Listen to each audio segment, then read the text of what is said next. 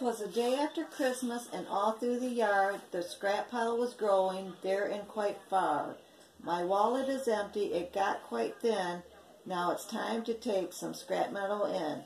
We watch scrapping YouTube videos most every day, and Scrap Kingdom found the keys to a sleigh. While D&K Scrapping is stripping away, Mr. Scrapty is trying to get paid.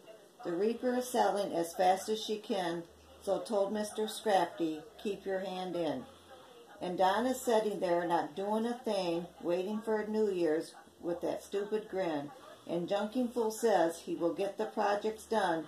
Portville is full. We don't have room for another one.